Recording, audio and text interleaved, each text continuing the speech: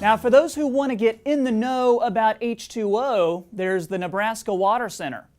I sat down with Crystal Powers and Jesse Starita to learn about what the Nebraska Water Center does and hear about an upcoming event that you'll want to check out. The Nebraska Water Center is a state and national leader in really three areas. We focus on teaching, research, and then extension education. Those are the three primary focus areas. And topically, we're looking at water science, water management, and water policy, principally. And the goal there in doing that is to manage water wisely in a way that serves the interests of Nebraska and Nebraskans. And so a couple of specific areas of what we do within that are fostering the careers of new water researchers and young students. We also expose undergraduate students to water sciences through a course here at the university for freshman to senior level students.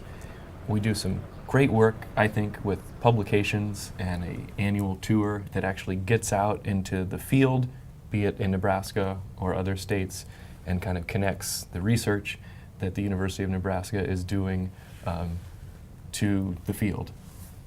So what is it that makes water research in Nebraska so interesting?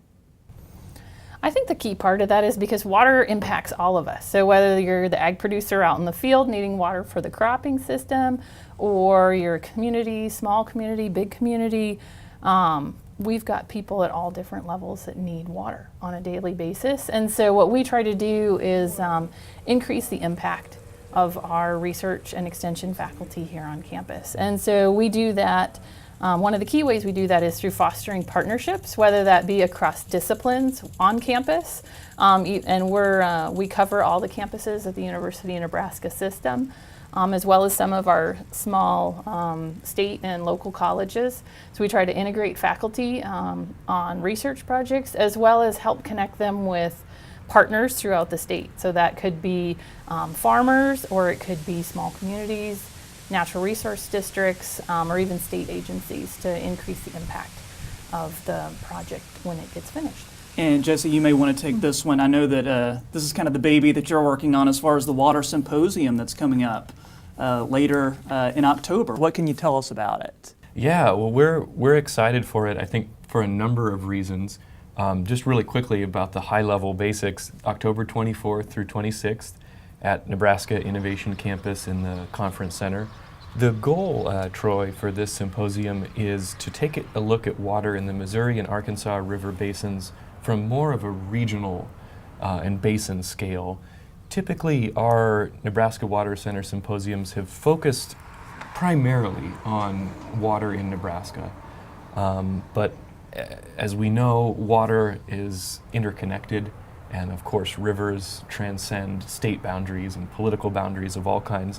So I think it's important for people to come together, and we're looking forward to having folks within the basin from a 9-state region. We'll have people from their particular water centers, so the counterparts to ours here, but we'll also have, beyond the researchers, some of our faculty and water managers in Nebraska and in the broader region. We have a student poster competition, and we'll have quite a few talks on agriculture. I know that was something that may be of interest to viewers, is what are the impacts and what are the relationships between water and agriculture, and what is the state of the science? And I know there's another particular project that you're working on. What can you tell us about it? Sure, we've got another project that's really focused on sustaining the Ogallala Aquifer. This is a joint project across several states that are part of that aquifer. And so what we're trying to do is more accurately model that system so that we can make some